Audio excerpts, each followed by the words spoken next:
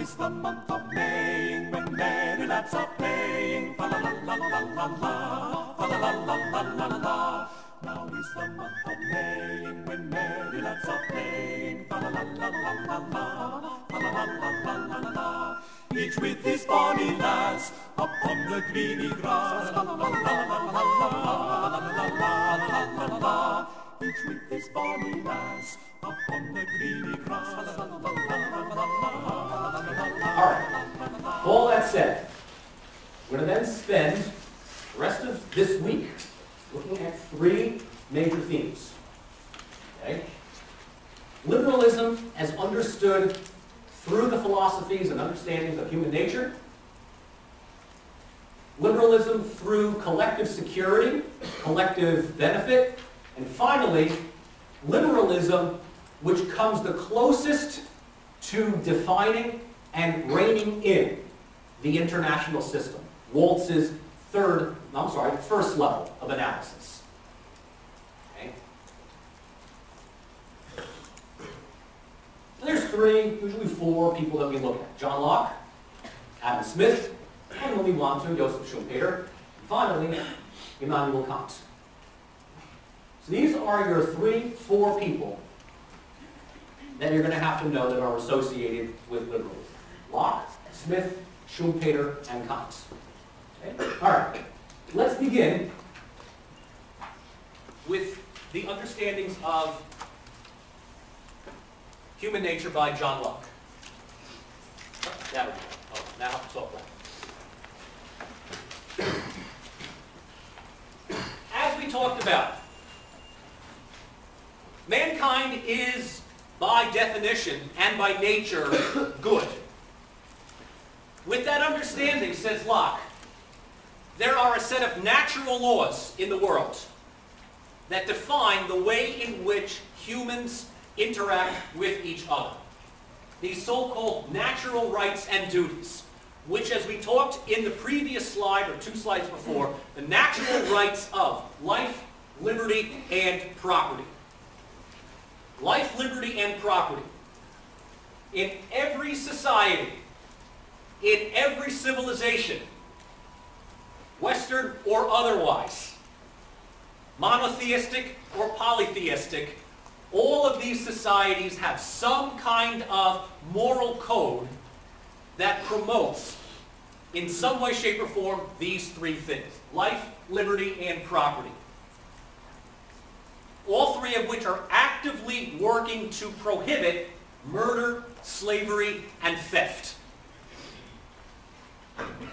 Life, liberty, and property as safeguards against murder, slavery, and theft. Now, Locke is not naive. Locke realizes, hey, this all sounds good, but I'm writing in the 1700s. There have been a lot of wars since. There's going to be a hell of a lot more wars after me as well. So what explains violence? What explains the outbreak of war? What explains people to commit murder, slavery, and theft? Because these natural laws are subject to normative interpretation. Normative interpretation. So you got to follow this little train of thought here. Murder, slavery, and theft happen amid, what we were talking about earlier, fear and uncertainty. Amid fear, amid uncertainty, people do horrible things. Okay? Therefore, the laws that are enacted, either as a way of safeguarding freedoms or prohibiting them, are effectively the result of an ambiguous nature of the law, or even worse, its execution. This ambiguity causes the war, not man itself. So going back to what I was saying before, war is when fear and uncertainty trump reason, justice, and all the other good things. It is not a conscious decision to make, but it is a decision when all other resources have been exhausted. Does this make sense so far? Okay. I don't want to turn this into a political philosophy class, but these are the things that one has to understand as we move forward through more specific and tangible things. Probably the best way of juxtaposing this is by noting the differences between John Locke and Thomas Hobbes. Thomas Hobbes, as we talked in the realist section, conceived of this Leviathan, this all-encompassing, omnipresent political and security apparatus to keep order and stability. Locke looks at this as the complete opposite. Whereas Hobbes notes a Leviathan, a top-down security apparatus, Locke promotes the understanding of a social contract. Leviathan keeps a man in check. Leviathan keeps a man quiet. A social contract, on the other hand, is an implicit pact, an agreement, mind you, among all participating individuals, and which abides by constitutional principles. Our own Constitution is a social contract. Oh heck, the syllabus for this class is a social contract.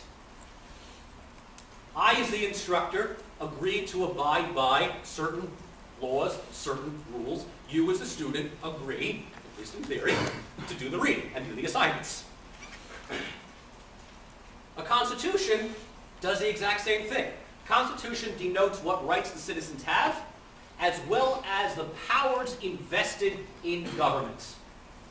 With this type of understanding, within this understanding of the social contract, citizens consent to mutual trust and interdependency under the law. So within a set of laws, guidelines, and restrictions, people operate within. The social contract, in so many words, provides a necessary playing field in which citizen interaction takes place.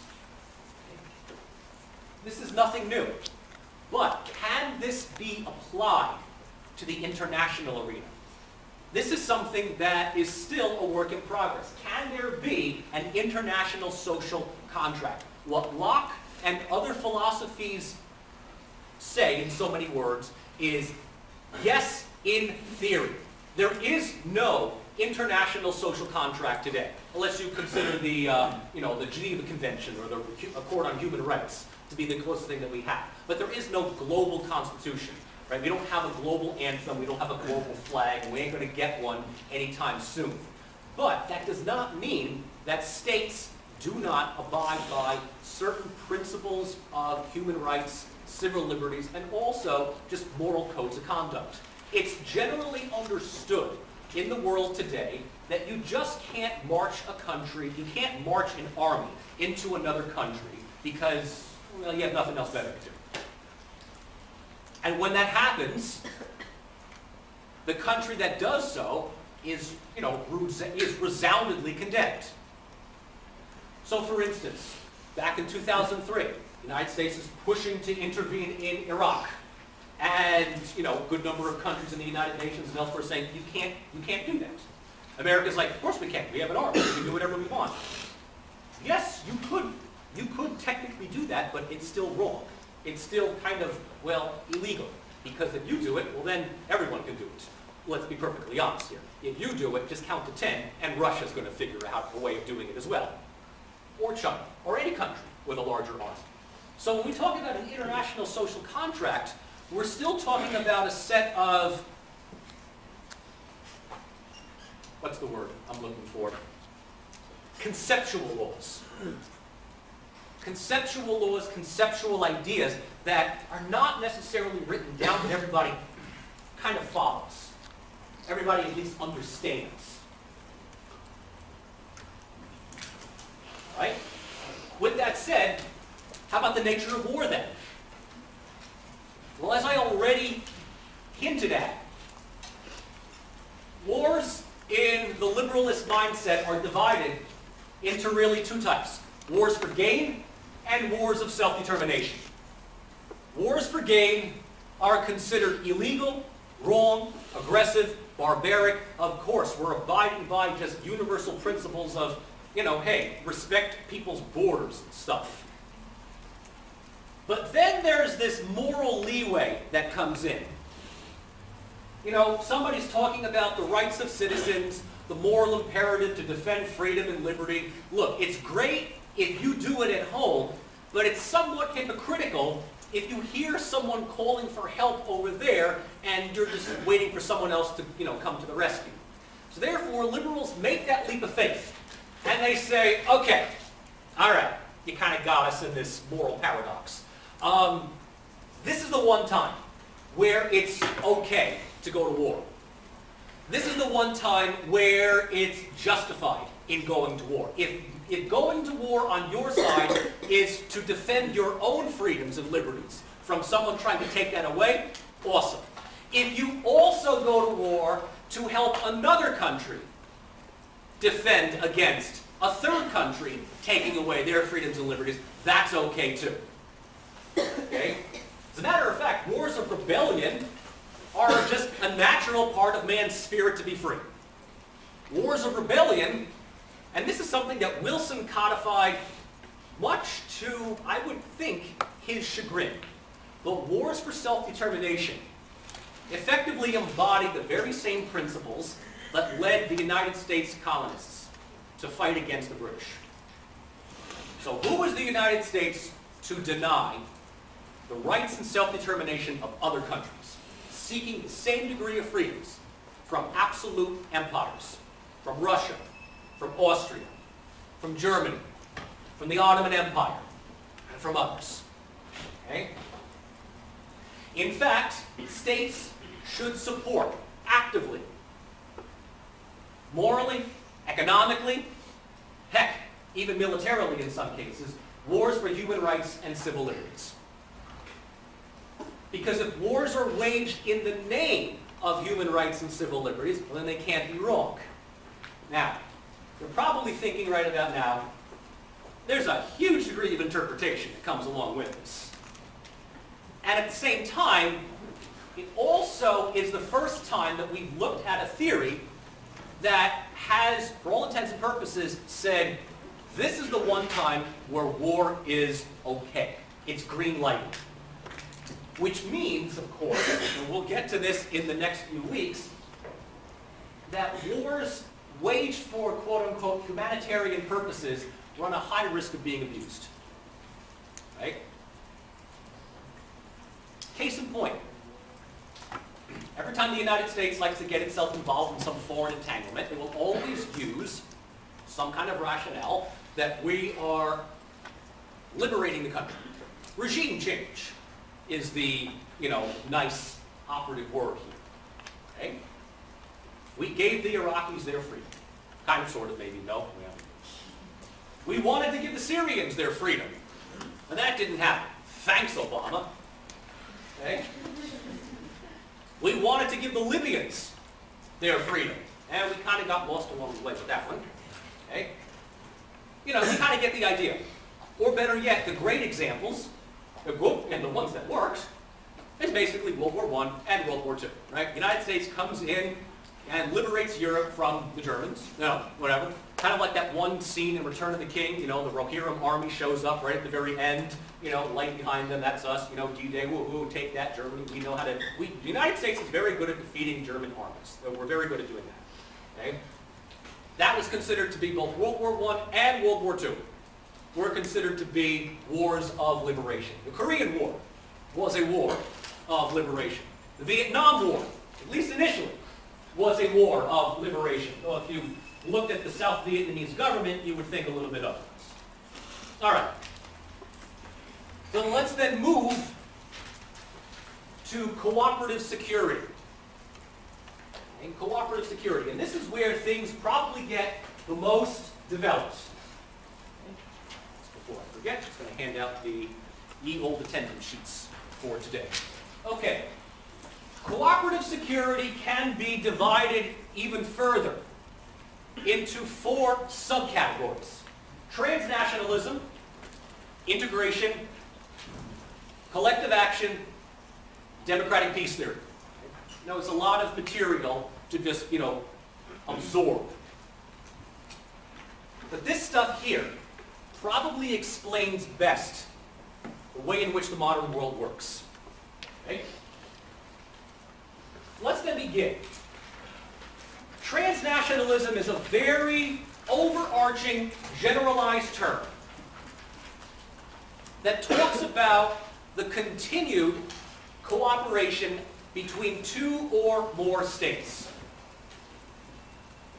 The first thing to understand is that transnationalism does not just recognize that states interact with each other, but people interact, groups, and other organizations, religious groups, ethnic groups, economic interests, trade unions, political ideologies. You have to remember, we're talking here already about Europe and North America in the late 19th and early to mid-20th centuries. Communication takes place not just between ambassadors and embassies. In fact, these ties, here's where transnationalism really fits in. These ties, these relationships can exist alongside or even in competition to official relations between states. This is the first time that an IR theory has openly stated that non-state actors can work in spite of interstate relations. Does this make sense? It's the first time that we actually note the reality that non-state actors have some kind of impact on cooperation and on mutual dependence. The Catholic Church, certainly one organization, not only in Europe, but in South America, Latin America, South America. In fact, most religious groups, Catholic, Orthodox, Islamic, whatever you want. Business groups, before the age of Microsoft, or Siemens, or Mercedes. Heck, does anybody know out there what was the first example in Europe of a modern economic free trade zone? First example of an economic free trade zone. Oh, nice. Very, very good.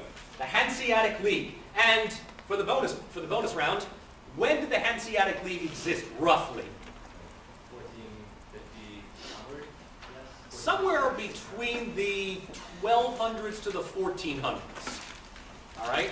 From the 1200s to the 1400s, the Hanseatic League was a network of northern European cities in what is today Germany, Poland, Russia, Lithuania, Norway, Sweden, Denmark. Okay? Outside the control of any one sovereign or any one religious figure, the Hanseatic League was the first attempt at a modern-day economic free trade. And the important thing, the reason why I'm saying this, is because whenever one of these other countries felt the need to, I don't know, flex their muscles, go to war, whatever it was, the commercial interests that were part of the Hanseatic League put significant pressure on political officials to either think of an alternative to war, or if they were going to go to war, to wrap this thing up real quickly. Okay? So what I'm trying to say here is that transnationalism puts a significant pressure on states to continue cooperation. Because the understanding is fairly simple. Greater transnationalism leads to greater guarantees of peace and smaller degrees of uncertainty. I mean, that's easy stuff. The more you cooperate, the more you interact, the more you're going to know, your partner. You're not going to be best friends, but at the same time, you're going to begin to realize that mutual interests are going to trump self-interests. Okay? Not only that, just from a feel-good ideological standpoint, the bonds that are created by this cooperation will deepen over time. And here's the kicker. Increase the commitment for states to cooperate. That's the kicker. Increase the commitments for states to continue cooperation. Don't believe me? What's the likelihood of the United States and Canada going to war with each other? It's more funny than realistic, right? What's the likelihood of the United States and Canada going to war? What's the likelihood of, the United States and Great Britain going to war. Probably even less likely than the U.S. going to war with Canada. Okay? And why is that? Well, for one thing, U.S.-British relations are so deeply entrenched. Cooperation is almost a given that the thought of, rupturing that cooperation would be met with hostility, not just from the Brits, but especially from the Americans. Here's another good example about that. Poor Tony Blair. Not poor Tony Blair, he had it coming. When Bush wanted to march into Iraq 10 years ago, and the rest of Europe were like, you really can't do that. Great Britain was one of the most vocal supporters of the United States, and specifically of the Bush regime, Bush administration. Right? Blair got a lot of flack. Blair got a lot of flack out of that, but he said, look, the transatlantic relationship between these two countries is too important for me to rupture over some war. Okay? All right. Beyond just simply transnationalism, integration is part of this understanding. And here is probably one of the most tangible cases of where liberalism works over realism, and that is economic development and foreign trade. What is the best way, or one of the best ways, of reducing the likelihood of two countries going to war to statistical zero? Get them to trade with each other. Get them to be economically dependent upon each other. The understanding, the relationship between interdependency and collaboration, transfers loyalty from the state to the transnational organization, leading to economic interdependency. It's a nice highfalutin way of saying that greater interdependency between states will actually create in the minds of citizens a commitment to continue that relationship. And if the state thinks differently, if the state starts thinking more of its own self-interest, the public will actually go against the actions of the state.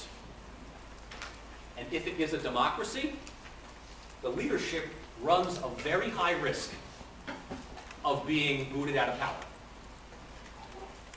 Something that realists don't consider at all is the notion of economic interdependency. There's a term that we use for this. It's called commercial pacifism. Commercial pacifism, brought to you largely by Adam Smith, the godfather of capitalism. It is amazing, ladies and gentlemen. It is absolutely amazing to note the influence that Adam Smith has on modern international relations. Most people say, no, it's all about Marx, Karl Marx, Karl Marx. Karl Marx is cool, but you know what Karl Marx is? Karl Marx's Kapital is an incredibly, incredibly long introduction to the 75th anniversary edition of Adam Smith's Recommendations. Okay? Marx is cool, but Marx wouldn't even be half the Marx he was if it wasn't for Adam Smith. The understanding of commercial pacifism is a very simple theory. Interdependency and collaboration, well, we just talked about that. No two countries that work together, no two countries that are dependent upon trade with each other go to war with each other. And why? It's bad for business. It's bad for business.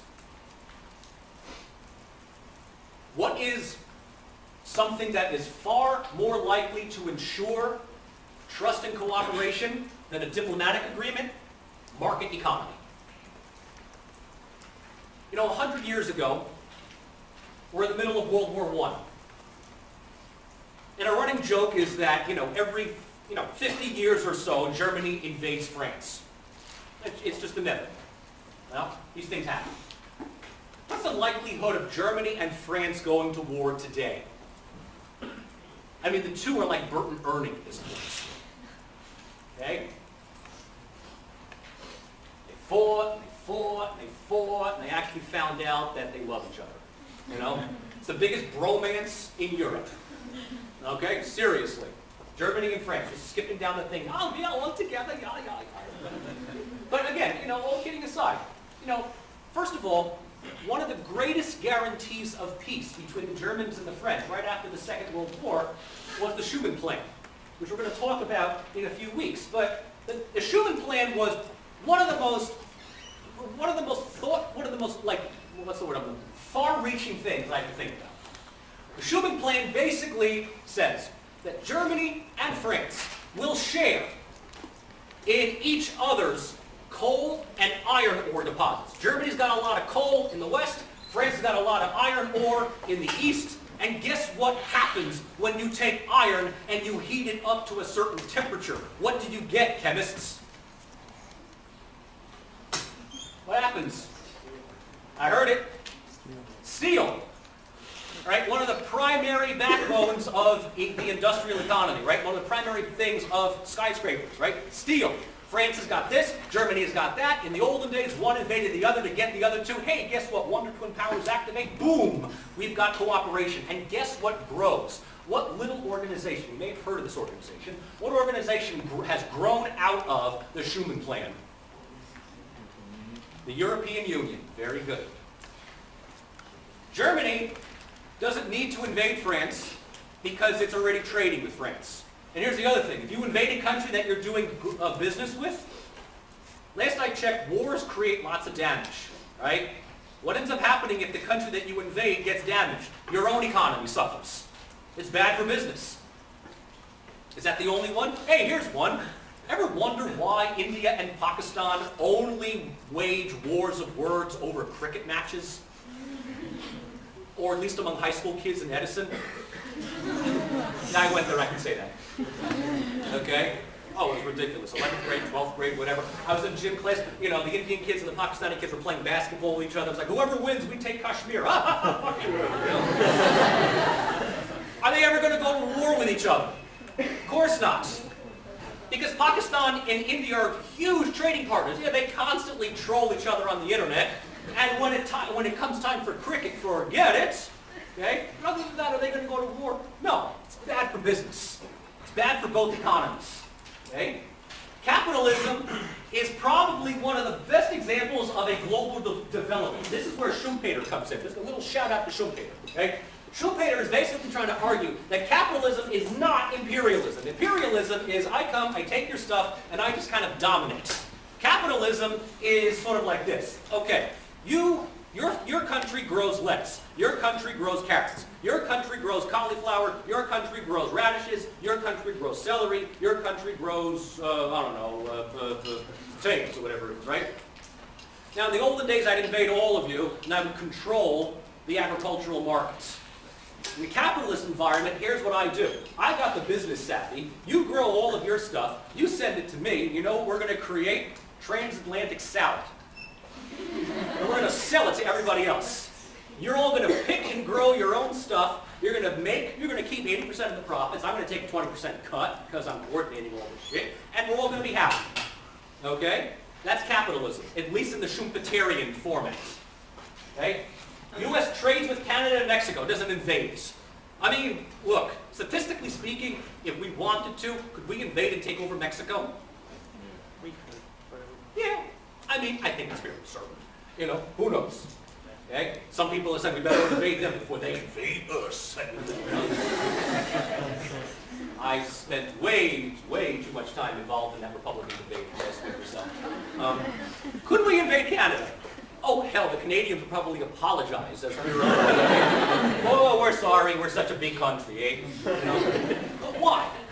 I mean, why should we? Why do we need to? We don't need to, right? We don't need to. Germany doesn't need to invade Central Europe anymore. They can buy it. After 1990, remember I said this last time around? 1945, oh crap, the Germans are coming. 1990, oh, thank God the Germans are coming. Because this time they're bringing money and contracts, and they're building factories and stuff. Yay! Everybody benefits. Kind of, sort of, well, okay. One possible setback. One possible weakness. One possible weakness with commercial pacifism, and that's a fairly certain one. The big weakness of commercial pacifism is that economic interdependency is assumed to be the primary form of interaction. If you believe that economic cooperation is the final say, awesome, it's going to work. But there are already enough countries in the world that choose not to use their economy. This one in particular, right? A good chunk of Congress is still raising holy hell because Obama has the audacity to lift the economic embargo against Cuba. It's been 50 years. He was just about ready to apologize. No, he wasn't. Right? Obama has the audacity to even consider lifting the economic embargo against Iran. And if you heard the Republican debate last week or the week before, you would know that Iran is basically the most evil thing in the galaxy. Okay? Okay. That's fine. You know? We're not the only country that refuses to treat with other countries, right? Other countries are like, I'm not trading with you, whatever. All right. But the problem is that commercial pacifism works if and only if people agree to do so. This is really the bottom line about institutional agreements across the board, whether it's economic or political or whatever, right? Transnational agreements work if and only if all participating members agree to play by the proverbial rules of the game, right? If you agree to cooperate, you're going to cooperate. It almost sounds too simplistic. But there's a lot of cases where other things get in the way, okay? Good chunk of the Middle East does not want to have anything to do with Israel, simply because it's Israel. And yet, Israeli economy overshadows almost all of them combined. Small little piece, there it is. Okay? No, we're not trading with them, right? Because they're Jews or whatever. Okay, Israel's like, all right, you're lost. Okay? Here's an interesting tidbit. Prior to the Second Intifada, prior to the ongoing riots that started, God, it's hard to believe this is now 15 years going, September of 2000 is when the Second Intifada happened. In between the first and the second, this little brief period in the 1990s, cooperation between Israelis and Palestinians was actually going in, dare I say, a positive, progressive direction. For a small period of time, Israeli businesses and Palestinian businesses were working with each other. Why? Because, hey, we're right next to each other. Let's trade, let's buy, let's do this, let's do that. To the point where just prior to the uprising, both Israelis and Palestinians were wondering, why were we fighting all these years beforehand? This makes so much more sense. And then somebody did something stupid it's not worth getting into at this point anymore, and well, that's just not happening anymore. So commercial pacifism disregards other more potent ideologies, which are still out there. Political, religious, cultural. That's not to say that political, religious, and cultural are detrimental, but if it gets in the way, if it supersedes economic, commercial pacifism does have its limits. And in the remaining time that we have, we get out at 4:10? Yes? Yep. Yes. Okay, cool. In the remaining time that we have, we note democratic peace theory, our final thing. And we'll pick up with this on Wednesday. Democratic peace theory brought to you by Immanuel Kant. Democratic peace theory, or DPT for short, very similar understanding to commercial pacifism. No two democracies go to war with each other. That's kind of like the end evolutionary result. No two democracies go to war with each other. It's the closest thing that we have in the social sciences to almost becoming a law.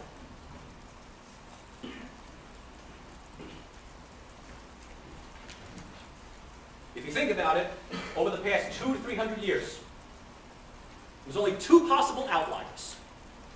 Only two possible outliers. Anyone want to take a guess at what these two possible wars might have been. What's that? Finland in the Second World War. Finland in the Second World War against who? Against the Allies. Well, Generally against Russia. generally against the Soviet Union, so they get a free pass. I could see your point, but Finland never really attacked Great Britain. Soviet Union, but not that. Not that. Right? We want to take a guess. Two possible cases. Like Falkland War? The Falkland War is one potential case where Her Majesty, her gratitude, her magnanimity, Margaret Thatcher decided to preserve what was left of the British Empire and invade the Falklands. The sheep are safe. Although the Falklands get kind of a B minus C plus on that for two reasons. One, Argentina wasn't really democratic back then. And some would even argue that Great Britain under Thatcher wasn't democratic either, but that's another story. Okay, it's a different story. But the Falkland War is one. However, Argentina was not really a consolidated democracy. But good. What was the other one? The other one's a little bit more obvious.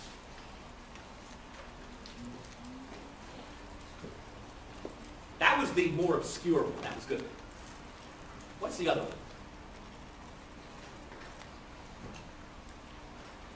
Give you a hint. We were involved in it. We were involved in it. Grenada?